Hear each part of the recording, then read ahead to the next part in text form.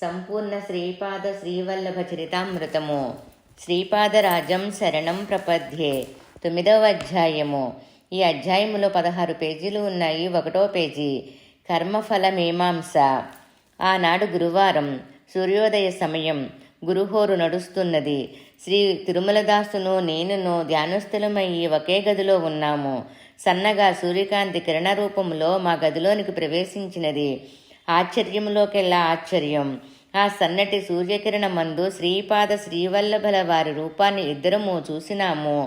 సూర్యకాంతి మా గదిలోనికి ప్రసరించగానే మేము ధ్యానము నుండి ప్రకృతిలస్థులమైనాము. పరమ పూజనీయము అత్యంత మంగళప్రదమును అయిన శ్రీపాద శ్రీవల్లభుల వారి రూపము 16 సంవత్సరముల వయస్సులో ఉన్న రూపమును దర్శించగలుగుట నిస్సంశయముగా పరమ ప్రభువుల అవ్యాజ కారుణ్యము చేత మాత్రమే. క్షణకాలము దర్శనమిచ్చిన ఆ దివ్యమంగళ రూపము కనుమరుగైనది. శ్రీ ప్రభువుల వారికి నైవేద్యముగా ఉంచిన శనగలు మాత్రము ఆ కిరణ ప్రసారముచే లోహఖండములుగా మారిపోయినవి. ఇవి ఆశ్చర్యకరమును బాధకరముగాను కూడా ఉన్నది. శ్రీ ప్రభువుల వారి దర్శనము వారి అనుగ్రహ సూచకమనుకొనిన శనగలు లోహఖండములుగా మారుట వారి ఆగ్రహ సూచకమా అని మనసులో మదనపడసాగితిని. అప్పుడు తిరుమలదాసు ఇట్లు చెప్పనారంభించెను. నాయన శంకరం భట్టు, ఈరోజు మధ్యాహ్నము నా ఆతిథ్యమును స్వీకరించి నీవు కురుపురమునకు ప్రయాణము కావచ్చును. శ్రీ దత్తప్రభువుల అనుజ్ఞ అయినది. గురువారము మిట్ట మధ్యాహ్న సమయమందు దత్తక్షేత్రములందు దత్తప్రభువులు భిక్ష చేయుదురు. ఇది ఎంతయో శుభప్రదమైన కాలము.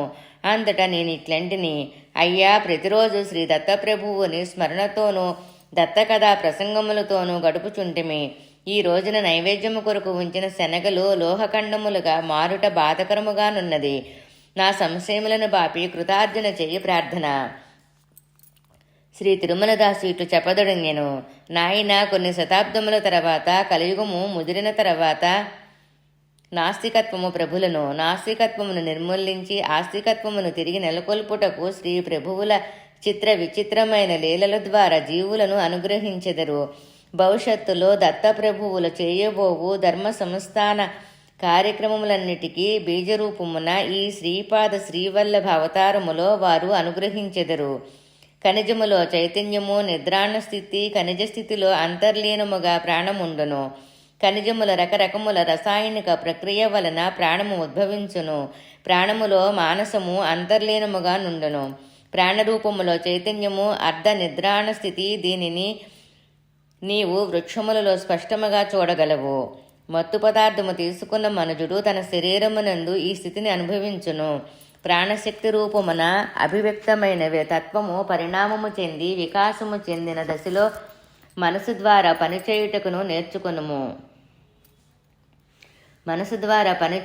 నేర్చుకొనును. ఈ స్థితిని జంతువులలో చూడగలవు. జంతువు పూర్తి వికాసము చెందిన దశలో మనుషుడిని అనిపించుకొనును.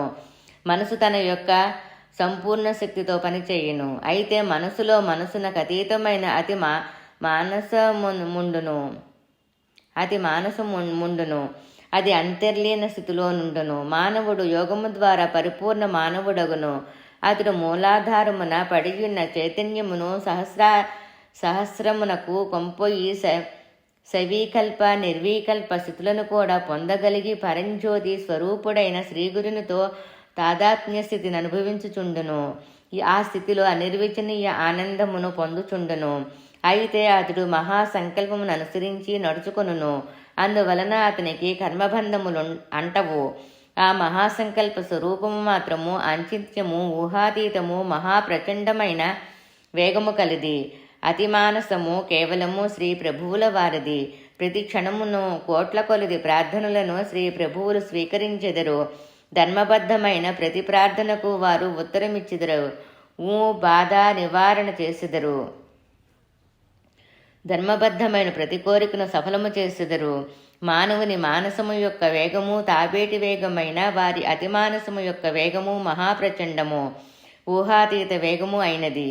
కాంతి స్వరూపము వేగము కూడా వారి అతి మానస వేగమునకు సరికాదు. మానవుడు కానీ మరే ప్రాణి కానీ చేయు ఏ చిన్న ప్రార్థన అయినను అసంఖ్యాకములైన వారి తేజ పుంజములను చేరి తీరవలసినదే. సమస్త దృశ్య శక్తులకును వారే ఆధారము. వారి లోకమునందుండు ప్రకాశము వారి తేజోమయ శరీరము నుండి వెలువడే కిరణ పుంజమే కానీ వేరు కాదు. అది కోటి కోటి సూర్య ప్రకాశము. అనేక కోటి బ్రహ్మాండములు వెలుగుచున్న కోటానుకోట్ల గ్రహ నక్షత్రాదుల సమూహము యొక్క సంయుక్త ప్రకాశము కూడా వారి తేజస్సునందు సూర్యుని ముందు దివీటి వలె నుండును. నాయన, ఇదే శ్రీపాద శ్రీవల్లభుల వారి అసలు శిశుల తత్వము. అనంత శక్తి, అనంత జ్ఞానము, అనంత వ్యాపకత్వము కలిగిన ఆ నిర్గుణ నిరాకార స్వరూపము సృష్టియందు తనకు గల అవ్యాజ అనంత కరుణతో సాగుట సాకారముగా మనుష్య రూపములో శ్రీపాదుల వారి రూపములో దర్శనమిచ్చుచున్నది. దీనిని గ్రహించుటకు మానవునికి పరిపూర్ణత్వము సిద్ధించవలెను. శ్రీపాద శ్రీవల్లభుల దివ్య స్వరూపము మానవునిలో దైవము వైపునకు పరిణామయ అనివార్యమైనటులనే దైవము కూడా తన యొక్క అనంత పరిమితులను కుదించుకుంటూ వచ్చి క్రిందనున్న స్థితిలోనికి దిగివచ్చుచుండును. దీనినే అవతారణమని అందురు. ఇది నిరంతరముగా జరుగు ఒకానొక యోగ ప్రక్రియ. సత్యము ఒకసారి సృష్టిలో ప్రతిష్ఠించబడిన ఎడల అది స్వతసిద్ధముగా ప్రయత్నరహితముగా పనిచేయుచుండెను. సత్య జ్ఞానానంద స్వరూపులైన శ్రీపాదులు అనేక దివ్య సత్యములను దృష్టిలో ప్రతిష్ఠించ సంకల్పముతో వచ్చిన దివ్య భవ్య అవతారము. వారు సాక్షాత్తు దత్తప్రభువులు. అంతటి నేను ఇట్లాంటిని, అయ్యా, మీతో మాట్లాడుకొలుదిని ఎన్నియో క్రొత్త సంగతులు తెలియచున్నవి. శ్రీ గురు స్వరూపము అంతు చిక్కుటలేదు. వారి ఈ భవ్య చరిత్రను ఎట్లు లిఖింపవలనో ఏ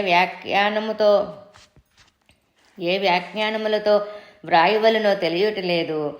మీరు సత్యమును ప్రతిష్ఠించుట అని చెప్పిరి. నేను విగ్రహ ప్రతిష్ఠల గురించి వింటిని కానీ సత్యమును ప్రతిష్ఠించుట వినలేదు. నా యందు దయ ఉంచి వివరింప ప్రార్థన. ఆంధ్ర తిరుమలదాసు ఇట్లనెను, అయ్యా శంకరం భట్టు, నీవు శ్రీవారి దివ్యచరిత్రను వ్రాయుటకు సంకల్పింపబడిన వాడువు. నీకు తరసిలిన శ్రీపాద భక్త పరిమాణముల అనుభవములను వారు చెప్పు విషయములను లిఖించుము. నీ వ్యాఖ్యానములు అనావశ్యములు. శ్రీవారి చరిత్రము శ్రీవారే నీ లిఖిని ద్వారా వ్రాయించుకొందురు. ఇంతకు మించి నీవు ఆలోచించుట వ్యర్థము. మానవుడు రకరకముల భోజనము పదార్థములను తీసుకొనును. అవి వాటంతట అవియే జీర్ణమయ్యి మానవునికి శక్తినిచ్చుచున్నవి. ఈ ప్రక్రియ యందు మానవుని ప్రమేయము కానీ ప్రయోజకత్వము కానీ లేవు. మానవుడు భోజనము సంపాదించుకొనట వరకే వాని బాధ్యత. ఆ తర్వాత తిన్న ఆహారము వచనమయ్యి శక్తినిచ్చుట ఆరోగ్యవంతమైన శరీరము యొక్క విధి. అనగా భోజనము సంపాదించుకొనుట అనునది నీకు విధించబడిన కర్తవ్యము. తిన్న ఆహారమును పచనము చేసి శక్తినందించుట శరీరము యొక్క కర్తవ్యము. మానవునికి మనసు ఉన్నది కనుక ఎక్కువ స్వాతంత్రము అనుభవించుచున్నాడు. కావున తప్పు ఒప్పు రెండూ చేయ అవకాశం ఉన్నది. అయితే శరీరమునకు ఆ స్వేచ్ఛ లేదు. అది తిన్న ఆహారమును వచనము చేసి శక్తిని అందించవలసినదే. ఇది తిన్నవానికి ఇష్టమున్నను లేకునను ప్రయత్నరహితముగా జరిగిపోవు ఒకానొక స్వతసిద్ధ కార్యము. అనగా శరీరము యొక్క విధి నిర్ణయించబడినది. దానికి సంబంధించిన సత్యము ప్రతిష్ఠించబడినది. సత్యము వలన జరుగు కార్యము ఆ ప్రయత్నముగాను మన సంకల్పముతో ప్రమేయము లేకుండగాను జరుగుచుండెను. ప్రకృతిలోని అనగా ఈ సృష్టిలోని చర్యలు ప్రతిచర్యలు సత్యమును ఆధారముగా చేసుకుని జరుగుచుండెను. సూర్యాస్తమయములు, ఋతుచక్రము, గ్రహ నక్షత్రాదులు గతులు ఈ రకముగా జరిగి తీరవలసినదే. ఇది అనులింగనీయమైన శాసనము. అనగా ఇవి మరొక విధముగా జరుగు స్వాతంత్రము వాటికి ఇయ్యబడలేదు.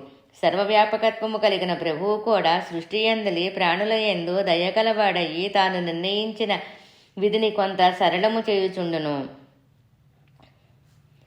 కృతయుగమునందు సర్వమును సంకల్పమాత్రమున సిద్ధించుచుండును. త్రేతాయుగమున యజ్ఞయాగములు చేయుట వలన సిద్ధించుచుండును. ద్వాపరయుగమున మంత్ర అస్త్ర ప్రయోగమున సిద్ధించుచుండును. కలియుగమున తంత్రశాస్త్రమునకు ప్రాముఖ్యత కలదు. ఈ యుగమున యంత్రముల వలన సిద్ధించుచుండును. యుగధర్మములను బట్టి సరళీకరణము గావించబడినది. మానవుల శక్తియుక్తులు తగ్గుచున్న కొలదియు సరళీకరణ విధానము నిర్ణయింపబడినది. శ్రీపాదుని నిరంతర ధ్యానము వలన దర్శనము లభించును. 3 అహోరాత్రములు ఏకధారగా శ్రీపాద శ్రీవల్లభ స్మరణము చేయుచు వారిని ధ్యానించు వారికి శ్రీపాదులు సశరీరముగా దర్శనమిచ్చి ధన్యులు చేసెదరు. మానవుడు పతనమగుటకు 1,00,000 మార్గములను అనుసరించిన ఎడల వానిని ఉద్ధరించుటకు దైవము 10,00,000 మార్గములు ననుసరించును.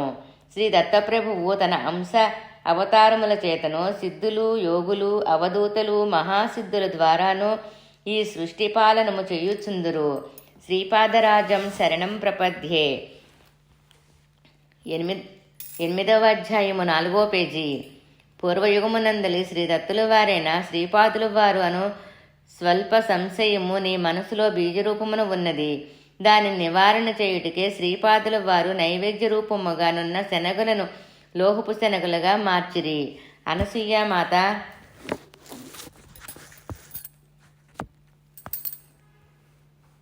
అనసూయామాత లోహపు శనగలను తినుటకు యోగ్యమైన శనగలుగా మార్చినది నేనెవరో కాదు సుమి. అలనాటి దత్తదేవుడని గుర్తు చేయుటకు వారిట్లు చేసిరి. దీనిలో ఇంకొక రహస్యార్థము కూడా ఉన్నది. నీ జాతకం మందు గురుడు జబ్బు స్థానములో ఉన్నాడు. గురుగ్రహమునకును శనగలతో సంబంధం ఉన్నది. గురుగ్రహము వలన నీకు సంబంధించదలిచిన విపత్తులు బీజరూపములోనున్నవనియు వాటిని ఎంతమాత్రము మొలకెత్తుటకు వీలులేని లోహ స్వరూపముగా మార్చితననియు శ్రీవారి ఈ సంకేతమున నీకు తెలియచేసినారు. శ్రీపాదులు వారు తమ దివ్య మానసములో వీక్షించిన వస్తువు ఏదియూ ఈ సృష్టిలోనికి రాదు. వారు తమ దివ్య మానసములో వీక్షించిన జీవి ఏదియూ ఈ సృష్టిలోనికి వచ్చే అవకాశమే లేదు. ఇది పరమసత్యము. సత్య వస్తువునకు సంబంధించిన జ్ఞానము సుప్రతిష్ఠితమై ఉండుట అజ్ఞానమును పొందిన వారందరూ ఈ లోకము నుండి అంతర్ధానమైనను నష్టము వాటిల్లదు. ఆ జ్ఞానమును పొందుటకు యోగ్యత కలిగిన మానవుడు ఈ సృష్టిలోనికి వచ్చినప్పుడు జ్ఞానము స్వయముగా అతనిని వరించును. దైవశక్తులు, చిరంజీవులైన మునులు, అవతార పురుషులు అందరూ అవినాశతత్వమునకు చెందినవారు. మానవులు ఈ సృష్టిలోనికి వచ్చినప్పుడు జ్ఞానము స్వయముగా తత్వమునకు చెందినవారు. మానవులు వినాశతత్వమునకు చెందినవారు. అవినాశతత్వము యొక్క జ్ఞానము, స్థితి, శక్తి, గతి ఈ విధముగా ఉండి తీరవలననడి నియమమేదియూ లేదు. అయ్యది స్వేచ్ఛ తత్వము. అది పరిపూర్ణము. అది అత్యంత ప్రాచీనము మరియు అత్యంత నవీనము. అత్యంత నవీనము. కారణము లేని కార్యము జరుగుటకు వీలు లేదు. సర్వకారణములకును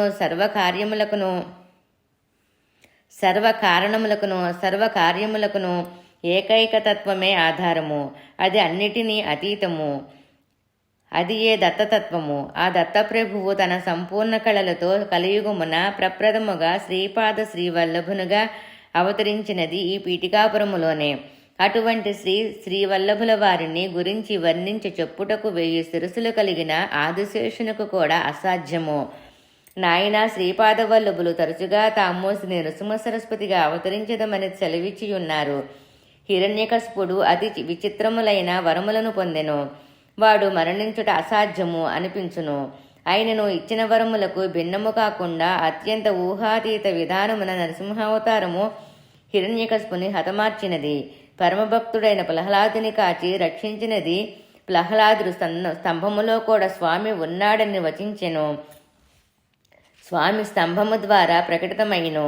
అసలు దైవం ఉన్నాడా లేడా అను సంశయములు కలియుగములో మెండుగా నుండును. కలియుగ హిరణ్యకశిపుల మదమున నణుచుకుటగాను ప్రహ్లాదును వంటి భక్తులను కాచి రక్షించుటకను శ్రీ దత్తప్రభువు అవతరించిరి. భగవంతుడు ఉన్నాడని రుజువు చేయుట నరసింహావతార విశిష్టత. దైవదూషణ చేయువారి మదమణుచుట, దైవశక్తులను కంటికి రెప్పలా కాంచి రక్షించుట అను 2 ప్రధాన ఉద్దేశములతో ఈ సృష్టిలోనికి వచ్చిన దత్తుని అవతారములే శ్రీపాద శ్రీవల్లభులు, శ్రీ నృసింహ సరస్వతియును. శ్రీపాదులు వారికి సాధ్యాసాధ్యములు ఏమీయూ లేవు.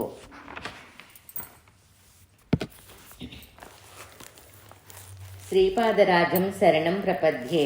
9వ అధ్యాయము 5వ పేజీ. తిరుమలదాసు ఈ విధముగా చెప్పుచుండగా నా మనసున ఒక సందేహము వచ్చినది. నేను బూర్జపత్రముల మీద శ్రీపాద శ్రీవల్లభ చరితామృతమును వ్రాయుచుంటిని.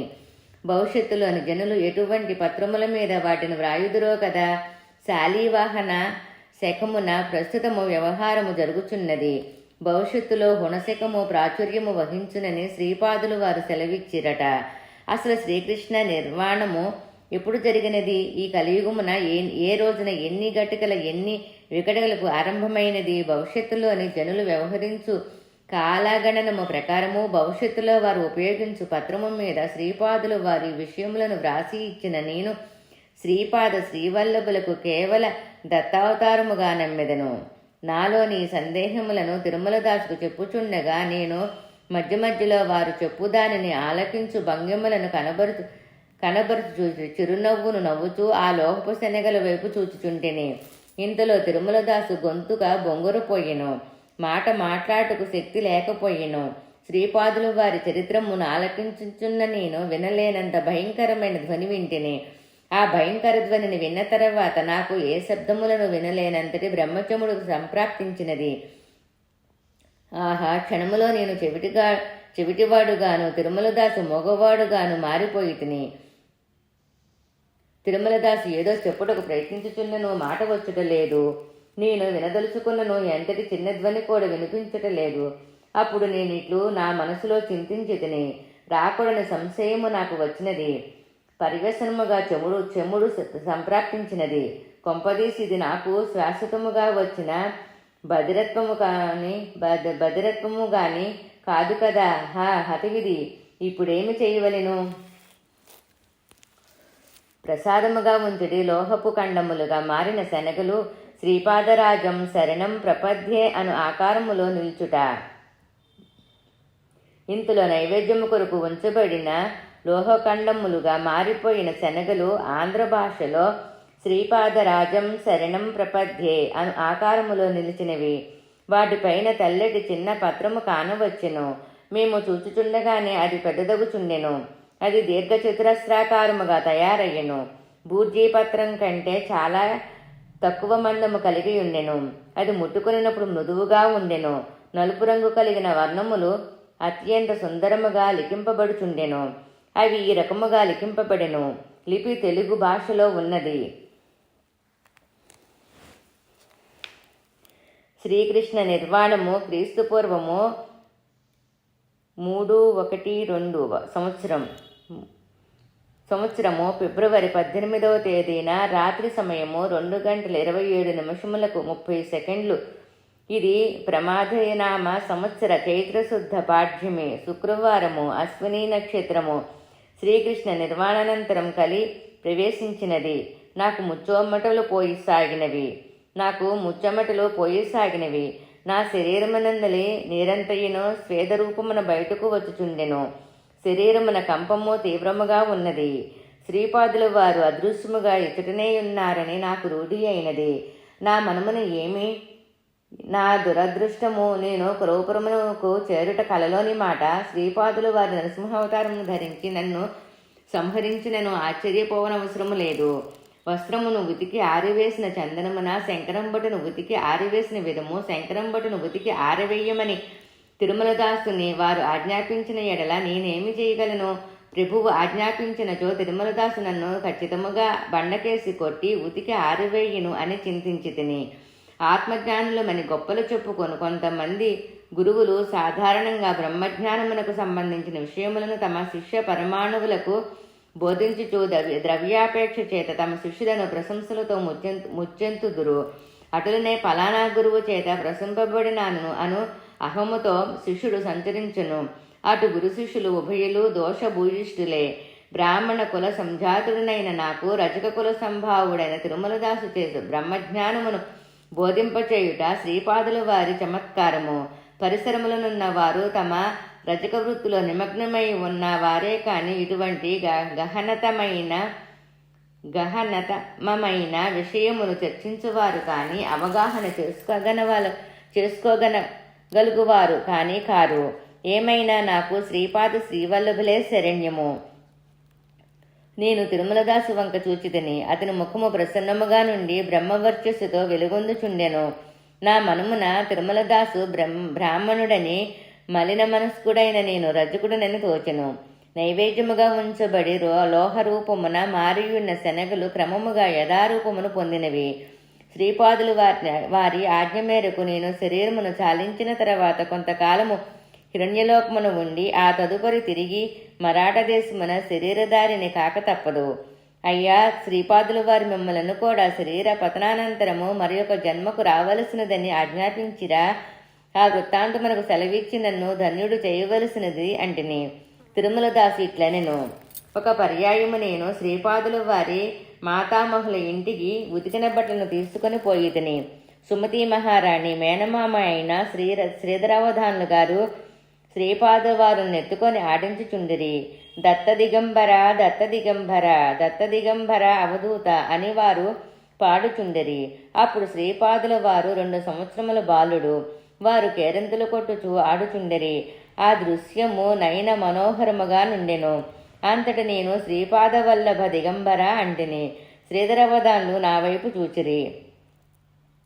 అంతటా శ్రీపాదుల వారు నృసింహ సరస్వతి దత్త దిగంబర అనిరి. తాము సాక్షాత్ దత్తప్రభువులుగా గతములో అవతరించితమనియో ప్రస్తుతము శ్రీవల్లభ నామమున తెరపై నున్నామనియో తెరమరుగైన తర్వాత నృసింహ సరస్వతిగా రానున్నామనియో శ్రీపాదుల వారు తమ దైన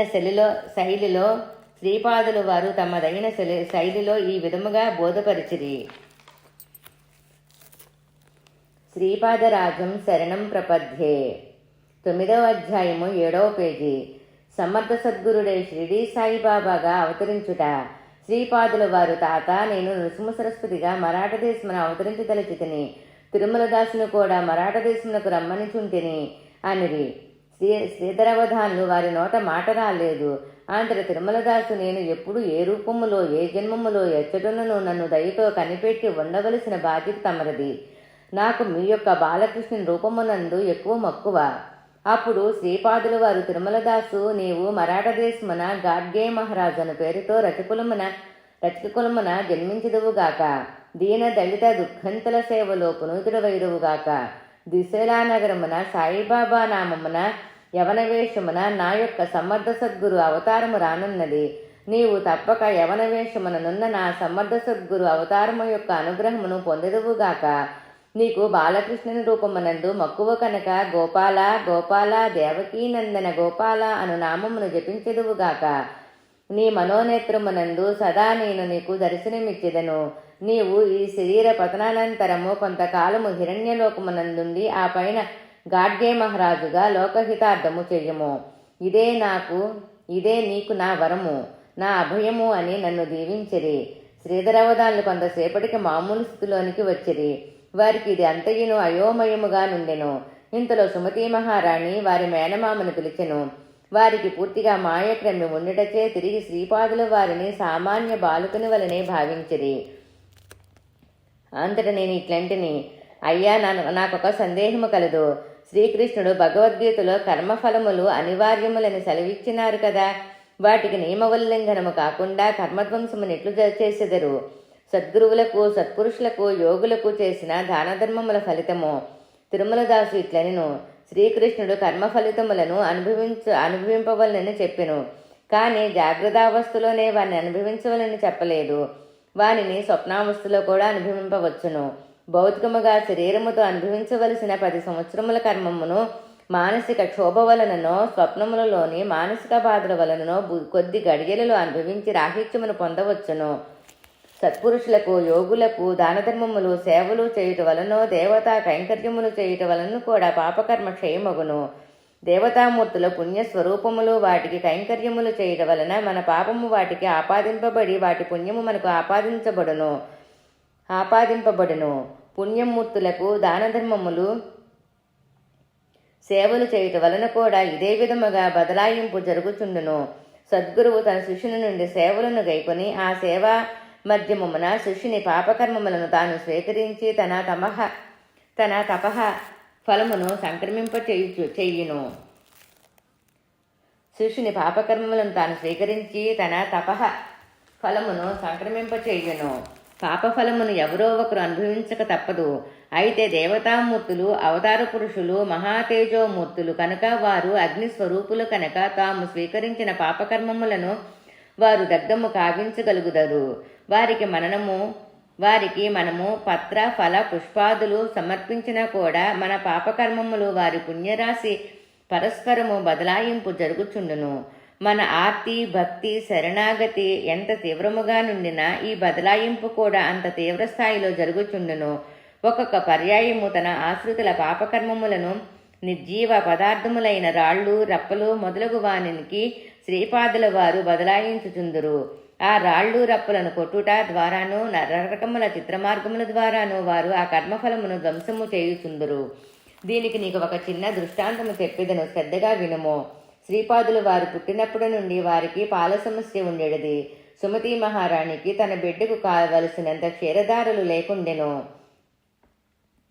వారి ఇంట ఒక ఆవు ఉండేది. వారి ఇంటి ఉన్న కాలాగ్ని సమన దత్తునకు నైవేద్యము పెట్టుటకు స్వల్పక్షీరము మాత్రము అవసరమగుచుండేది.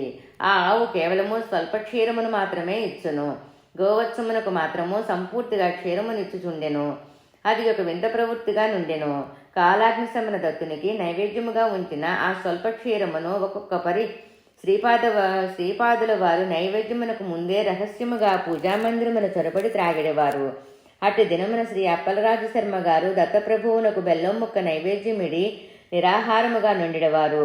భర్త నిరాహారముగా నున్న రోజున సుమతి మహారాణి కూడా నిరాహారముగా నుండిడది. ఒకవేళ నైవేద్యము పర్యంతము వరకు ఆగిన ఎడల శ్రీపాదులు వారి ఆ క్షీరమును త్రాగిడవారు. తమ వంశములోని ఇంతటి అపూర్వ దివ్య శిశువునకు చాలినంత క్షీరమును కూడా ఇవ్వలేని స్థితిలో నున్నందుకు తల్లిదండ్రులు ఎంతయో విచారించడవారు. సమృద్ధిగా క్షీరమును ఇవ్వగల ఆవును ఆ శ్రీ అప్పలరాజు శర్మ గారికి ఇవ్వవలని వెంకటప్పయ్య శ్రేష్ఠియు నరసింహవర్మయు అనేక ప్రయత్నములు చేసిరి. కాని అవి అన్నియును వ్యర్థమాయెను. అప్పలరాజు శర్మ ఎట్టి పరిస్థితుల్లోనూ దానమును స్వీకరించరు. అది ఆయన వ్రతము. దాని స్వీకరణము వలన పాపము చుట్టుకొనిన వారి అభిప్రాయము. దాని స్వీకరణము వలన పాపము చుట్టుకొనని వారి అభిప్రాయము. వారు వేద పండితులు కనుక వేద సఫలమైన జరిగినచో వేద సంభావనము మాత్రమే స్వీకరించడవారు. వారికి పౌరోహిత్యము వలన రాబడి కూడా తక్కువ. వారు కేవలము వెంకటప్పయ్య శ్రేష్ఠి గారికి నరసింహవర్మ గారికి మాత్రమే పౌరోహిత్యము చేసేవారు. వారి ఇరువురు సామాన్యముగా పురోహితులుగా ఇచ్చు ద్రవ్యము కంటే ఎక్కువగా ఇచ్చడి సాహసము చేసిన అప్పలరాజ శర్మ గారు కోపగించుకునివారు. అప్పలరాజ శర్మ గారు మామగారైన సత్వఋషీశ్వరుల నుండి కూడా ఏమీను స్వీకరించిన వారు కారు. కార్తీక పౌర్ణమి నాడు సుమతి మహారాణి పుట్టినరోజు. ఆ రోజున మాత్రము బాపనారీల ఇంట భోజనము చేసేడవారు. వైశాఖ శుద్ధ తదియ నాడు అనగా తన జన్మదినము నాడు కూడా మామగారింట భోజనము చేసేడవారు. శ్రీపాదరాజం శరణం ప్రపద్యే 9వ అధ్యాయము 9వ పేజీ. అట్లే తమ జన్మదినమైన విశాఖ శుద్ధ తదియ రోజున మామగారింట భోజనము చేసేడవారు. కాలక్రమమున శ్రీపాద జయంతి అయిన గణేశ చతుర్థి నాడు కూడా బాపనారీలింట భోజనము చేసేడవారు. కుటుంబము యొక్క ఈ దుస్థితిని తలంచుకొని సుమతి మహారాణి ఒకనాడు భర్తతో ఇట్లనెను, నాథా, మా పుట్టినింటి వారు స్థితిపరులే కదా. పైగా వారు కూడా నిష్ఠాగరిష్ఠులైన స్తోత్రీయ సంస్కారములు వారు. శ్రీమంతులైన మా మల్లాది వారి నుండి గోవునొక దాన్ని స్వీకరించుటలో నాకు దోషమేమీను కనబడుటలేదు. శ్రీపాదునికి కడుపు నిండగా క్షీరమును కూడా ఇవ్వలేని స్థితిలో ఉన్నాము. మీరు సావధానముగా ఈ విషయమును ఆలోచించవలసినదిగా నా మనవి. అంతటా అప్పలరాజు శర్మ ఇట్లనెను, సౌభాగ్యవతి, నీవు చెప్పిడి విషయము బాగుగానే ఉన్నది. సత్వఋషీశ్వరులు పాపరహితులు కావున వారి నుండి గోవును స్వీకరించడం వలన దోషమేమియూ నుండనేరదు. కానీ ఈ విషయము ధర్మశాస్త్ర ప్రకారము ఆమోదము అత్యావశ్యకము. శ్రీపాదుడు దత్తావతారుడని మహనీయులు చాలామంది తెలిపియున్నారు. శ్రీపాదుని జన్మమునకు పూర్వము నుండి ఇప్పటి వరకు అత్యంత ఆశ్చర్యకరమైన విషయములు నడుచుచున్నవి. ఇది దత్తుని యొక్క నవావతారమైన ఎడల మన ఇంటనున్న గోమాతయ్య సమృద్ధిగా క్షీరమునియ్యవచ్చును కదా, లేక నీకు క్షీర సమృద్ధి కలుగు చేయవచ్చును కదా. అదియును కాక పెద్దవాడైన శ్రీధరరాజశర్మ అందుడుగాను, చిన్నవాడైన రామరాజశర్మ కుంటివాడుగాను ఉన్నారే. శ్రీపాదుడు వారిద్దరికి అంగవైకల్యం నుండి విముక్తులుగా చేయవచ్చును కదా. నీవు ఈ విషయము మీ నాయనతో చర్చింపము, లేదా శ్రీపాదుడినే అడుగుము. వచ్చి నా నియమము ఉల్లంఘింపబడి తీరవలసిన విషమ సమస్యను దైవము నాకు స్పష్టించడం ఉచితము కాదు. వచ్చి నా నియమము ఉల్లంఘింపబడి తీరవలసిన విషమ సమస్యను దైవము నాకు సృష్టించడం ఉచితము కాదు. సుమతి మహారాణి ఈ విషయమును తన తండ్రికి నివేదించెను. బాపనార్యులు మందహాసము చేయుచూ ఇట్లనిరి, అమ్మణ్ణి ఇది అంతయును శ్రీపాదుని విలాసమే. శ్రీపాదుడు సమస్యలను పరిష్కరించుటలోనే కాక సమస్యలను సృష్టించుటలో కూడా నేర్పరి. శ్రీపాదుడు దత్తుడేనని నేను యోగదృష్టితో గమనించితిని. మన ఇంట గో సమృద్ధి ఉన్నది. గోవు నుచ్చుటకు నాకు సమ్మతమే కాక మహాదానందప్రదము. దత్తప్రభువునకు గోక్షేరము అత్యంత ప్రీతిపాత్రము. నీ భర్త చెప్పినట్లు ధర్మశాస్త్రము యొక్క ఆమోదము ఆవశ్యకమే. ఆహా, ఏమి విధి వైపరీత్యము! మామ నుండి సొత్తును ఏ విధముగా చేజిక్కించుకొనవలనో అని పరిపరి విధముల ప్రయత్నించు జామాతులు లోకమున లెక్కకు మిక్కుడుముగానున్నారు. అయినా నా అల్లుడు మాత్రము అగ్నిహోత్రముతో సమానము. అతని నియమము భంగపరచ యత్నించిన మనము వెర్రివాళ్లు వగుదము. సృష్టి అందలి పంచభూతముల నుండి స్పష్టమైన ఆమోదము లభించిన కాని నీ భర్త ఈ గోదానము స్వీకరింపడు. శ్రీపాదుడు తన అన్నలిద్దరిని అంగవైకల్యము నుండి విముక్తులను చేసినచో మీ కుటుంబముతో తనకున్న రుణానుబంధము తెగిపోవును. రుణ విముక్తుడైన దత్తుడు మీ ఇంట బిడ్డగా నుండజాలడు. జగద్గురువయ్యి లోకమును ఉద్ధరించుటకు బయలువెడును. అందువలన పొరపాటున కూడా నీవు శ్రీపాదుని వారి సోదరుల అంగవైకల్యము పోగొట్టమని కోరకుము. సర్వమును కాలాధీనమయ్యున్నది. ఆ కాలము శ్రీపాదుని ఆధీనమయ్యున్నది. శ్రీపాదుడు సంకల్పించిన నీకు క్షీర సముద్ది కలిగి తీరును. అయితే శ్రీపాదునితో నీకు రుణానుబంధము నశించును. రుణ విముక్తుడైన ఈ దత్తప్రభువు మన కుటుంబములకు పరిమితుడు కాక విశ్వగురుత్వము వహింప గృహము నుండి పలాయనము చిత్తగించును. శ్రీపాదరాజం శరణం ప్రపద్యే. 9వ అధ్యాయము 10వ పేజీ. శ్రీపాదుడు సంకల్పించిన మీ ఇంటనున్న గోవు క్షీర సమృద్ధమయ్యి తన వింత ప్రవృత్తిని విడనాడి క్షీరము నొసుంగును. అప్పుడు అసలు ఈ సమస్యే తలెత్తదు. కావున నీవు కొంతకాలము ఓర్మి వహించము. దత్తుడు కల్పించిన ఈ విషమ సమస్యను దత్తుడే పరిష్కరించును అని తెలిపెను. ఆంధ్ర శంకరం భట్టు, అయ్యా, శ్రీపాదులు వారి అన్నలిద్దరును అంగవైకల్యముతో జనించుటకు గల కారణమేమి? దానికి కుటుంబపరమైన కర్మదోషములున్నవా అని ప్రశ్నించెను. ఆంధ్ర శ్రీములదాసు ఇట్లనెను, నాయన, శ్రీ దత్తాత్రేయుల వారు సాయం సంధ్యలో అవతరించరి. శ్రీపాదులు వారు ఉషకాలమును అవతరించరి. రాబోవు శ్రీ నృసింహ సరస్వతి అవతారము మిట్ట మధ్యాహ్నము అభిజితాలగ్నమునందు జరుగును.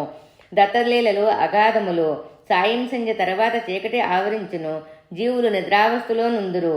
కావున దత్తావతారము యోగ సాధనలోని పరిణామక్రమములో సంపూర్ణ బాధ్యతను తాను వహించి జీవులను సుఖనిద్ర పుచ్చునది. ఎటు వెళ్ళవలెనో ఏమి చెయ్యవలెనో పరిణామము యొక్క ఏ దిశలో కదలవలెనో జీవులను అంతుపట్టని గాఢాంధకారము. జీవులకు తెలియకుండగానే వారిలో పరిణామము సాధించుట దత్తావతార విశిష్టత. జీవులు ఏ ప్రయత్నము చేయకే లేదా స్వల్ప ప్రయత్నము చేతనే వారికి తెలియని రీతిలో అంతఃచైతన్యము యొక్క అగాధలోతుల్లోనూ పరిణామము వైపునకు పయనించిరి. ఇది కేవలము ఒక్క భూమండలమునకే పరిమితము కాదు. శ్రీపాదుల వారి ఆగమనము ఉషకాలమున జరిగినది. ఉషస్సునందు సూర్యభగవాన్ని సమస్త శక్తులను ఒక్కసారి విజృంభించి జీవులను పునీతులను చేయును. వారి ఆత్మ సూర్యునకు ప్రతీక. జీవుల్లోని వివిధములైన శక్తులు జాగృతమయ్యి వివిధ గతులలో నాట్యమాడుచు అనంత వైవిధ్యములో పరిణామము నొందుటను ఇది సూచించును. మందిందిన మార్తండు చెండ ప్రచండమైన స్వరూపము. ఆత్మ సూర్యుడు తన సంపూర్ణ శక్తులను విచ్చలవిడిగా సమృద్ధిగా వెదజల్లుచు జీవులను జాగృతము చేయుట నరసింహ సరస్వతి అవతార ప్రయోజనము. ఈ విషయములు వారి యొక్క విశ్వవ్యాప్తి చైతన్యమునకు సంబంధించిన విషయములు. దత్తావతారమునకు శ్రీపాద శ్రీవల్లభ అవతారమునకు మధ్య సమయమున కాళరాత్రి నడిచినది. అది కేవలము మహా అంధకార స్వరూపము. దానికి ప్రతీకగా పెద్దన్నగారైన శ్రీధర రాజశర్మ జన్మించిరి. ఆ రాత్రి గడిచిన తదుపరి ఉన్నత స్థితి సంశయములు, నాస్తికవాదములు, కుతుర్కములు, వక్రభాష్యములు వగైరా ఉన్న స్థితి. దానికి ప్రతీకగా చిన్న అన్నగారైన శ్రీరామరాజశర్మ జన్మించిరి. ఏ జీవి అయినను మహాంధకార సదృశ్యమైన తమస్సును విడనాడి కుతర్కములు, శంఖలు, వక్రభాష్యములు మొదలైన వాటితో కూడిన మనశ్చాంచల్య స్థితిని అధిగమించిన తదుపరి శ్రీపాద శ్రీవల్లభుల అనుగ్రహము పొందగలరు. ఇది దీనిలోని రహస్య విషయము. ఇవి జగత్తులోని జీవుల పరిమాణమునకు సంబంధించిన విషయములు. కుటుంబపరమైన కర్మదోషములు కూడా కలవు. శ్రీ అప్పలరాజశర్మ గారు వెలనాటి మండలమునందలి వైదిక బ్రాహ్మణులైనను వారి కుటుంబమునకు గ్రామాధిపత్యము ఉండేది. శ్రీపాదుల వారి తాతగారు అనగా పితామహులు అయినవల్లి గ్రామాధికారిగా నుండివారు. వారి కుటుంబములో గ్రామాధిపత్యము జ్యేష్ఠ కుమారునికి సంక్రమించుచుండెను. శ్రీపాదరాజం శరణం ప్రపద్యే. 9వ అధ్యాయము 11వ పేజీ. శ్రీపాదుల వారి పితామహులు నామధేయము శ్రీధరరాజశర్మ గ్రామాధికారముగా కలిగి శ్రీధరరామరాజశర్మ గ్రామాధికారము కలిగిన బ్రాహ్మణులు. రాజశబ్దమును తమ నామధేయమునకు చివర కలిగియుండుట వారి సాంప్రదాయము. బ్రాహ్మణత్వమును సూచించినది శర్మ నామధేయము. గ్రామమునందు పంటలు పండినను పండకపోయినను జమీందారులకు పన్ను కట్టవలసి వచ్చేది. నిర్బంధముగా పన్ను వసూలు చేయవలసిన బాధ్యత గ్రామాధికారిపై నుండినది.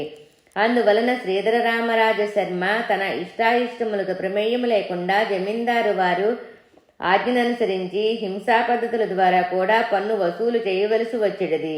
అది వారి కర్తవ్యము, ధర్మము కూడాను. అయినను దైవము దృష్టిలో అది పాపకార్యమాయెను. అప్పలరాజశర్మ జ్యేష్ఠ భ్రాతకు గ్రామాధిపత్యము సంక్రమించెను.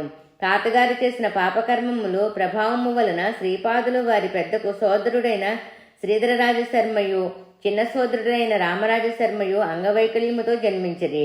శ్రీపాద వల్లభుల సాక్షాత్తు దత్తావతారములైనను తాతగారు చేసిన ఈ స్వల్ప పాపకర్మముల ప్రభావమును తాము కూడా అనుభవించవలసి వచ్చినది. అందుచేతనే వారికి కూడా పాల సమస్య ఏర్పడినది. విశ్వప్రభువు తాను ఏర్పరిచిన నియమము సర్వులకును వర్తింపచేయును. తాను అవతారముగా వచ్చి ఉన్నను కూడా కర్మఫలితమును తాను కూడా అనుభవించి మనకు మార్గదర్శకత్వము వహించుటకే. శ్రీ పైండ వెంకటప్పయ్య శ్రేష్ఠయును శ్రీ వత్సవాయి నరసింహవర్మయ్యను శ్రీపాదుల వారిని తమ స్వంత మనమన వలె భావించువారు. అందువలన వారు శ్రీపాదుల వారి పాల సమస్యనకు ఏర్పాటు ఎట్లా అని దీర్ఘముగా ఆలోచించరి. వర్మగారు శ్రీ శ్రేష్ఠి గారిని పిలిచి, అయ్యా, దీనికి సరియైన ఉపాయమును మీరే చేయవలయునని చెప్పిరి. శ్రీ నరసింహవర్మ గారి వద్ద గాయత్రి అను పేరుగాంచిన గోమాత యొక్క సంతతి కలదు. దానిలో సర్వశుభ లక్షణములున్న ఒక గోవును వర్మగారి నుంచి శ్రేష్ఠగారు క్రయము పొందినారు. విక్రయించగా వచ్చిన ధనమును వర్మగారు తమ వద్ద భద్రముగా నుంచిరి. ఇంతలో వర్మగారింట పౌరోహిత్యము నిమిత్తము అప్పలరాజశర్మ గారు వచ్చిరి. వారికి ఈ గో విక్రయధనమును వర్మగారు నొసంగిరి. పౌరోహిత్యము జరుపునప్పుడు సంభావన నిమిత్తము సామాన్యముగా ఈబడు మొత్తము కంటే ఇది చాలా ఎక్కువగా నుండెను. అప్పలరాజశర్మ గారు ధర్మబద్ధముగా తాము తీసుకోవలసిన ద్రవ్యమును మాత్రమే తాము తీసుకుని మిగతా ధనమును తిరస్కరించిరి. అంతట వర్మగారు తాము కూడా మిగతా ధనమును తీసుకున్నకు అంగీకరింపలేదు. సుక్షిత్రయ వంశములో జన్మించిన నేను దానమిచ్చిన సొమ్మును తిరిగి స్వీకరింపజాలనరి. ఈ తగాద శ్రీ బాపనార్యుల వద్దకు వచ్చినది. బ్రాహ్మణ పరిషత్తు సమావేశమైనది. సభలో శ్రీ బాపనార్యులు ఇట్లు ప్రకటించిరి, అప్పలరాజశర్మ నిరాకరించిన ఆ మొత్తమును తీసుకొనుటకు ఇష్టపడేవారు తీసుకొనవచ్చును. అనేక మంది బ్రాహ్మణులు ఆ మొత్తమును తమకు ఇప్పించవలసినదని పోటీ పడదొచ్చిరి. ఇది అంతయుని విడ్డూరమైన విషయము. అంతటా తరుణ వయస్కుడైన పాపయ్య శాస్త్రియును బ్రాహ్మణుడు ఇట్లు చెప్పెను, శ్రీపాదుడు దైవాంశ సంభావుడు కాడు. దైవమే అయిన ఎడల ఈ విచిత్ర పరిస్థితి ఎలా దాపురించును? శ్రీదత్తుడే అయినచే తన ఇద్దరు సోదరులను అంగవైకల్యము నుండి ఎలా కాపాడడు? శ్రీదత్తుడే అయినచో తన ఇద్దరు సోదరులను అంగవైకల్యము నుండి ఎలా కాపాడడు? జరిగిన కొన్ని సంఘటనలు కేవలము యాదృచ్ఛికములు. గోరింతలను కొండంతలుగా చేసి చెప్పుట మహానేరము. నేను దత్తభక్తులను, శ్వేతార్కరక్షను కూడా గురువు నుండి పొందినవాడును. ప్రతిరోజు ఎంతయో జపము చేయుచున్నాను. నేను ఎటువంటి దానమును స్వీకరించినను మలికనము అంటదు. యోగ్యుడైన నాకు ఈ ధనమును ఇప్పించవలసినది అని అడిగిను. బ్రాహ్మణ పరిషత్తు పాపయ్య శాస్త్రికి ఆ ధనమును ఇప్పించెను. ఆ ధనము ఒక మంచి గోవును సంపాదించుకొనుటకు తగినంత ధనము. సభ ముగిసిన తదుపరి విజయకరముతో పాపయ్య శాస్త్రి ఇంటికి పోయెను. అప్పుడు వాని మేనమామ తన ఇంట నుండెను. ఇరువురికి ఇష్టాగోష్ఠి జరిగిను. భోజనము చేసి వెళ్ళమని పాపయ్య అడిగిను. అతడు తాను సంవత్సరమునకు ఒకే ఒక పర్యాయము భోజనము చేసుదననియు ప్రస్తుతము తన మేనలుని ఇంట భోజనము చేయుట వీలు పడదననియు చెప్పి శీఘ్రముగా వెడలిపోయెను. మేనమామ వెళ్ళిపోయిన తర్వాత పాపయ్య సాలోచనముగా కూర్చొని ఉండెను. అతని భార్య వచ్చి, స్వామి, ఇప్పుడు వచ్చిన ఈ మేనమామ గత సంవత్సరము చనిపోయిన మీ సొంత మేనమామను అచ్చుగుద్దినట్లు పోలియుండలేదా అనెను. పాపయ్య ఉలిక్కపడెను. తనకు ఒకే ఒక మేనమామ ఉండేవాడు. అతడు గత సంవత్సరము పరమపదించెను. ఇప్పుడు ఈ మేనమామ ఎవడు? తన బుద్ధి ఎంత భ్రమలో చిక్కుకున్నది. తనకు మేనమామ వరుస అయిన వాళ్ళు మరికొందరున్నను. వారెవరును ఇతనిని చూటికి నూరిపాళ్లు పోలి ఉండరు. చనిపోయిన తన మేనమామ యొక్క ప్రేతాత్మన తాను చూచినది. అతని గుండె వేగముగా కొట్టుకొననారంభించినది. తనకు భూత ప్రేత పిశాచములతో ఎట్టి మంత్రతంత్ర ప్రమేయము కూడా లేదు. తాను ఉపాసించడు దత్తుని అనుగ్రహము నుండి తాను పతనమొగుచుండెను. రానున్నది తనకు చెడుకాలమా? మేనమామ వెళ్ళిపోవచ్చు. నీవు స్వల్పకాలంలోనే నన్ను కలుసుకొనగలవని ఆశించుచున్నాను అని చెప్పిన మాటలు అతని మనసును పరిపరి విధములా బాధింపదొడంగెను. తాను అనతికాలంలోనే మరణించి తన మేనమామను పరలోకములో కలుసుకొనుటకు పోనున్నాడా? అతని గుండె బరివెక్కెను. ఓం ద్రాం దత్తాత్రేయాయ నమః అని అతడు జపించుకొనెను. ఆ రోజు జపమును కూడా ఏకాగ్ర చిత్తముతో చేసుకొనలేకపోయెను. శ్రీ కుక్కటేశ్వర ఆలయమునందలి స్వయంభూదత్తును దర్శించుకొనుటకు పోయెను. దత్తమూర్తిని ధ్యానింపదొడిగెను. ఆ ధ్యానములో తనకు శిరస్సు లేని దత్తుడు కనిపించసాగెను. అచ్చట కూడా జపము చేసుకొనుటకు కూర్చున్నప్పుడు మనసు చంచలముగా నుండెను. అర్చక స్వామి ప్రసాదమునిచ్చినప్పుడు ఆ ప్రసాదమంతయును విషపూరిత కలసుమున ముంచి ఇచ్చున్నట్లు తోచెను. అర్చక స్వామి నవ్వుచూ ఏదో చెప్పుచుండెను. అయితే పాపయ్యకు మాత్రము ఈ ప్రసాదము తిను, తొందరగా మరణించుము అని వినిపించుచుండెను. పాపయ్య ఇంటికి తిరిగి వచ్చినప్పటికీ తన భార్య నుదుట కుంకుమ కనిపించదాయెను. నేను బ్రతికుండగానే కుంకుమ నేల తీసివేసితివి. అతడు భార్యను గద్దించెను. రూపాయి కాసంత కుంకుమ బొట్టను పెట్టుకుని ఉండగా భర్త తననిట్లు గద్దించి మాట్లాడట ఆమెకు వింతగా తోచెను. పాపయ్యకు మనస్థితము తప్పెనని ఎడి ప్రచారము వేగవంతమాయెను. పీఠికాపురమున వదంతులు, పుకార్లకు, విమర్శలకు మెండుగా నుండెను. పాపయ్యకు మానసిక చికిత్స, భూత చికిత్స మొదలైనవి చేయబడుచుండెను. తనకు పిచ్చి లేదనియో, తాను చెప్పిడి విషయములన్నయో యథార్థమేలనియో చెప్పుచుండెను. అచటనున్న జనులు పిచ్చివాడు కూడా ఒక్కొక్కప్పుడు తర్కబద్ధముగా మాట్లాడుచుండెనని చెప్పుకొనసాగిరి. పాపయ్య భార్యకు ఒక మంచి ఆలోచన వచ్చెను. తన భర్త శ్రీపాదుని నిందించిన కుకర్మకిది ఫలితమని ఆమె తలపోసెను. నోరులేని పాషాణమూర్తులైన దేవతామూర్తుల కంటే సశరీరుడయ్యి దివ్యాంశులతో వెలుగొందు శ్రీపాదుని శరణజొచ్చుట శ్రేయస్కరమని ఆమెకు తోచెను.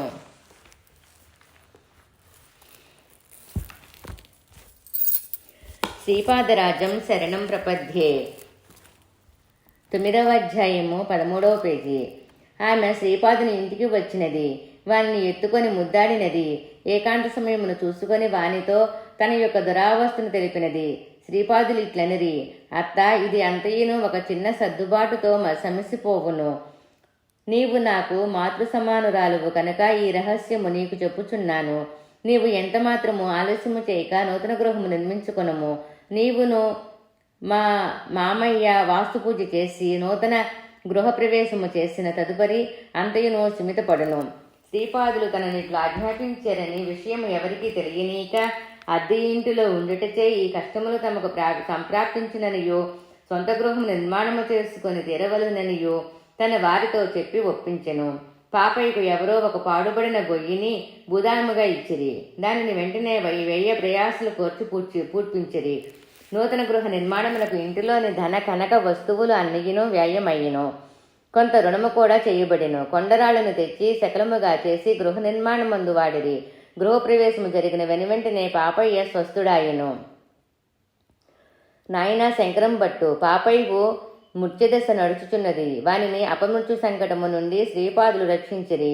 వానికి మానసిక క్షోభ, అవమానము, ధనవ్యాయము మొదలైనవి కలిగించి కర్మధ్వంసము చేసిరి. అంతేకాకుండా పాపయ్య చెడు కర్మను కొండరాళ్లలోనికి ఆకర్షించి వాటిని శకలముగా ఖండించటం వలన పాపయ్య కర్మను నశింపచేసిరి. కర్మధ్వంసమునకు సిద్ధులు, అవధూతులు ఉపయోగించు సిద్ధ మార్గములు చిత్ర విచిత్రములుగా నుండును. స్వస్థుడైన పాపయ్యతో శ్రీపాదులు ఇట్లనిరి, నీవు ఎంతటి బుద్ధిహీనుడవు, బుర్రలేనివాడువు. నీవు మనసారా ఆరాధించు సశరీరుడై శ్రీపాదుడు గాని ఎదుటనే ఉండగా కూడా గుర్తించలేని అభాగ్యుడవు. కుకటేశ్వరాలయంలోని పాషాణదత్తమూర్తినే నీ రక్షకుడని నీవు నమ్మితివి. దత్తుడునైన నేను నీ పాపకర్మల సంచయమును కొండరాళ్లకు ఆకర్షించి వాటిని ఖండఖండములుగా చేయించి నీ కర్మను క్షయింపచేసి నీకు నూతన గృహమును కూడా ప్రసాదించితిని. నీవు సత్శరీరుడవై ఉన్న ఈ దత్తుని యందు విశ్వాసముంచిన ఎడల నీ సంస్కారములన్నిటినీ నా శరీరముపైకి ఆకర్షించి నీకు కర్మక్షయము చేసి రక్షించేవాడును. భక్తుని యొక్క భావనను బట్టి దైవము అనుగ్రహించు ఫలముండును. ఈ లీల జరిగిన తర్వాత పాపయ్య శ్రీపాద శ్రీవల్లభుల వారిని దత్తావతారముగా గుర్తించరి. శ్రీపాదుల వారి పాల సమస్య శ్రీ శ్రేష్ఠిగారికి శ్రీవర్మగారికి బాధకరముగా నుండెను. వారు శ్రీ సత్వఋషీశ్వరుల చెంతకు వచ్చి, ఓ రాజర్షి, మీరు జనక మహారాజు వలె సంసారమునందుండయో బ్రహ్మజ్ఞానులై బ్రహ్మమునందు లీనమయ్యున్నారు. మాదొక చిన్న విన్నపము, మీరు దాన్ని ఆమోదించవలసినది అని అడిగిరి. దానికి బాపనారీలు విన్నపమేదో తెలియకుండా ఆమోదము తెలుపుటెట్లు, మీరు నిస్సోహించుల ఈ విషయమును తెలియచేయుడు. నేను ఆది ధర్మబద్ధమైన ఎడల ఆమోదించి తీరదను అది ధర్మబద్ధమైన ఎడల ఆమోదించి తీరదను అనిరి. అంతటా శ్రీ శ్రేష్ఠి, నేను శ్రీవర్మ వద్ద నుండి గాయత్రి యొక్క సంతతికి చెందిన శుభలక్షణ సమన్వితమైన గోవును క్రయము పొందియుంటిని. మా కుల పురోహితులైన శ్రీ అప్పలరాజశర్మ గారికి దానిని ఈదలిచితిని. ఆ గోక్షీరము శ్రీపాదుల వారి సేవకు వినియోగమైన ఎడల అంతకంటే మేము కోరదగినదేదియూ లేదు. శ్రేష్ఠి మాటలకు ఆలకించిన బాపనార్యులు, సరిసరి, ఆ గోమాతను మా స్వగృహమునకు తోలుకొని రండు, దానిని అప్పలరాజునకు ఇచ్చి ప్రయత్నము చేసేదను. శుభలక్షణములతో కూడిన గోమాత అప్పలరాజు ఇంట ఉండుట దాతకు గ్రహీతకు కూడా విశేష శ్రేయస్కరం అని వచించరి. గోమాత బాపనార్యుల ఇంటికి తీసుకుని రాబడినది. దానిని దానముగా స్వీకరించుటకు అప్పలరాజశర్మ నిరాకరించరి. హిమాలయములలో శతోపద ప్రాంతమున నది ఒకటి ఉన్నది. ఆ ప్రాంతము నుండే ధర్మరాజాదులు స్వర్గారోహణము చేసిరి. అచట శ్రీ సచితానందావధూతను మహాత్ములుండరి. వారి వయస్సు కొన్ని శతాబ్దములు. వారు కైవల్య శృంగమునందున్న శ్రీ విశ్వేశ్వర ప్రభువుల శిష్యులు. శ్రీ విశ్వేశ్వర ప్రభువులు తాము పీఠికాపురములో శ్రీపాద శ్రీవల్లభ రూపమున అవతరించినున్నామనియు తమ బాల్య రూపమును చూసి అవతరించవలసినదనియు శ్రీ సచితానందావధూతను శాసించిరి. శ్రీ అవధూత పీఠికాపురమునకు విచ్చేసిరి. శ్రీ బాపనార్యులు వారిని ఆదరముతో స్వాగతించిరి. శ్రీపాద శ్రీవల్లభ రూపమునున్న శ్రీ దత్తప్రభువులను దర్శించి చరితార్థులైరి. వారి ముందు ఈ పాల సమస్య తేబడెను. శ్రీ అవధూత శ్రీ అప్పలరాజశర్మ గోదానము స్వీకరించి తిరవలననియు శ్రీపాదుల వారు సాక్షాత్తు దత్తప్రభువనియు వ్యర్థములైన నియమములతో దత్తప్రభువులను చేరమునొసంగు మహోత్తర సేవను పోగొట్టుకొనకూడదనియు నొక్కి వక్కాణించెను. బ్రాహ్మణ పరిషత్తు శ్రీపాదుల వారు దత్తుడైనని చెప్పుటకు సాక్ష్యములను అడిగిరి. పంచభూతముల నుండి సాక్ష్యము నిప్పించదమని అవధూతులన్నరి. శ్రీపాదులే దత్తాత్రేయులని పంచభూతములు సాక్ష్యము ఇచ్చుట. యజ్ఞము ప్రారంభమాయెను. భూమాత సాక్ష్యము పలికెను. శ్రీపాదుల వారు శ్రీ దత్తులే కనుక అప్పలరాజశర్మ గోదానము స్వీకరించిన దోషము కాదు. మామగారు అల్లునికి ప్రేమపూర్వకముగా నిచ్చినది దానమునగా లెక్కకు రాదు కనుక సత్యఋషీశ్వరులు శ్రేష్ఠి నుండి దాన్ని దానముగా తీసుకుని అల్లునికి కానుకగా ఇవ్వచ్చును. ఇది భూమాత వచనము. యజ్ఞం ప్రారంభమైన తర్వాత యజ్ఞ ప్రాంతము మినహాగా మిగతా ప్రాంతములో వర్షము కురియుచుండెను. ఇది రెండవ సాక్ష్యముగా స్వీకరించబడెను. యజ్ఞమునందు హవిస్సులను అగ్నిదేవుడు స్వయముగా స్వీకరించి గోదానము దోషయుక్తము కాదని వివరించెను. అది మూడవ సాక్ష్యముగా స్వీకరించబడెను. వాయువు యజ్ఞశాల మినహా మిగతా ప్రాంతమంతటిని తన ప్రతాపముతో గడగడలాడించెను. అది నాలుగవ సాక్ష్యముగా స్వీకరించబడెను. ఆకాశము నుండి దివ్యవాణి వెలువడి శ్రీపాదుల సాక్షాత్తు దత్తప్రభువులేనని తెలియపరిచెను. పంచభూతముల సాక్ష్యములు స్వీకరించిన తదుపరి అప్పలరాజశర్మ గోదానమును స్వీకరించిరి. గోదాన ఫలము శ్రేష్ఠిగారికి దక్కినది. అందుచేత గోవు యొక్క ధరను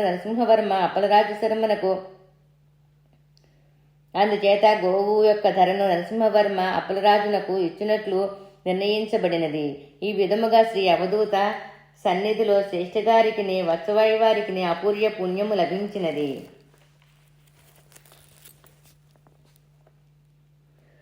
శ్రీపాదరాజం శరణం ప్రపద్యం. 9వ అధ్యాయము 15వ పేజీ. సుమతి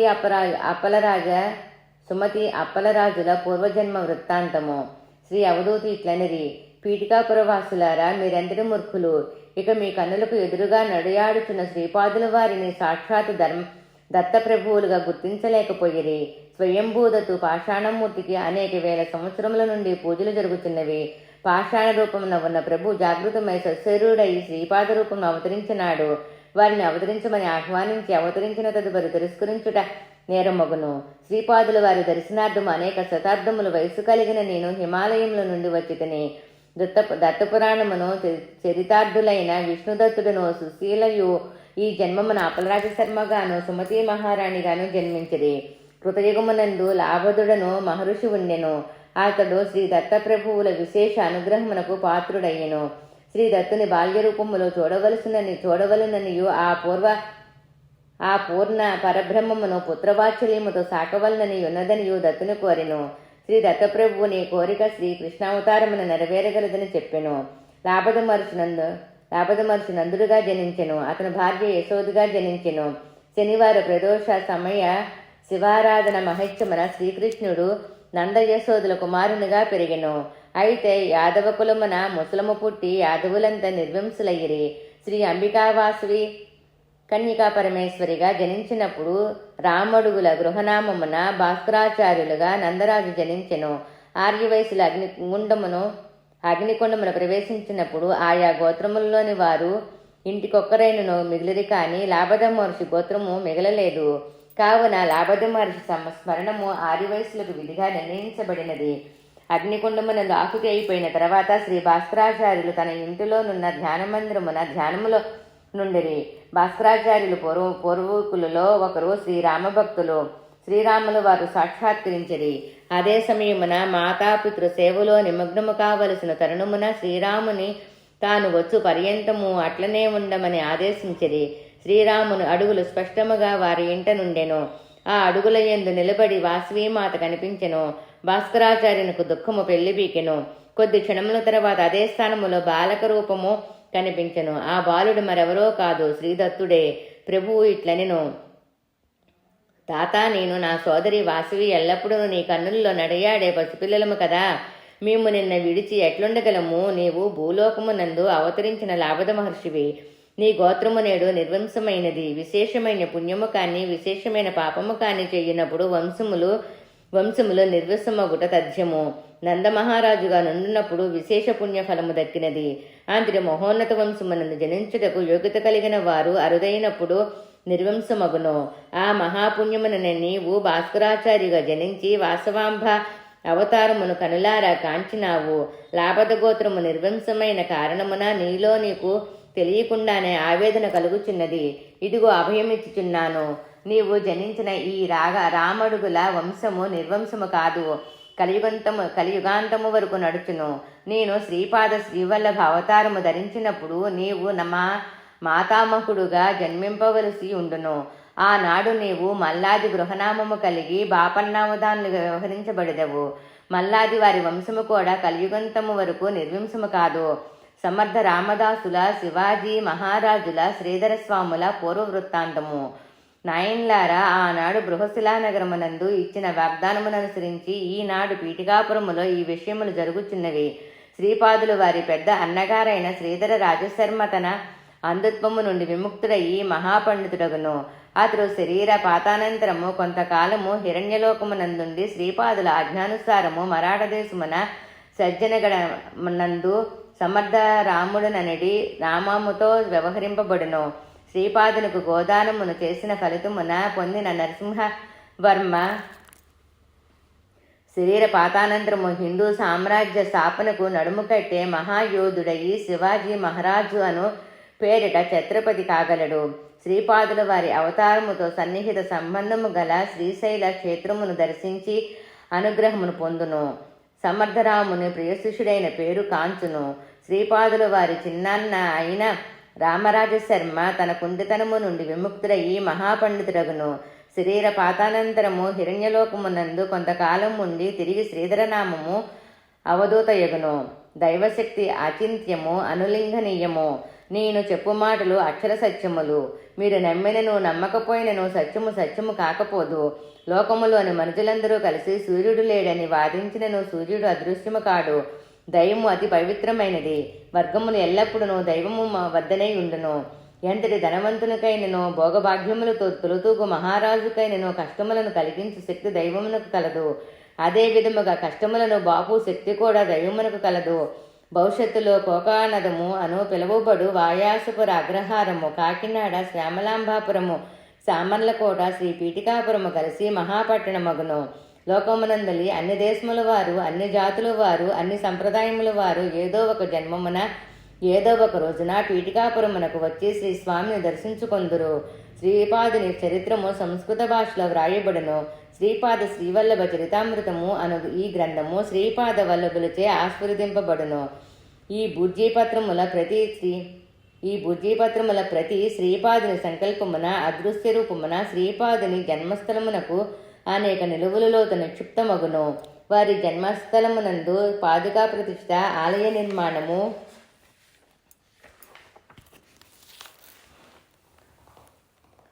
నిర్మాణము జరుగును. శ్రీపాదుల వారికి గోదానము చేయగలిగిన మహాపుణ్యశాలి వైశ్యశ్రేష్ఠుడైన వెంకటప్పయ్య శ్రేష్ఠి ధన్యుడు. వారి కుటుంబమున సిరి సంపదలకు లోటు ఉండదు. వారి హిరణ్యలోకమునందు కొంతకాలం ముందిన తర్వాత మరాఠ దేశమున మహాదైశ్వర్యవంతులైన వైశ్య కుటుంబమునందు జన్మించి శ్రీ నృసింహసరస్వతి అవతారమును కూడా దర్శించగలరు. నాయన శంకరం భట్టు, ఈ గోదాన సత్వాది విశేష శుభప్రదము. నీవు కురుపురమునకు ప్రయాణము కావచ్చును. నిన్ను శ్రీపాద వల్లభులు సదా రక్షించుదురుగాక. శ్రీపాదరాజం శరణం ప్రపద్యే. 9వ అధ్యాయము సంపూర్ణం. శ్రీపాద శ్రీవల్లభులకు జయము జయము.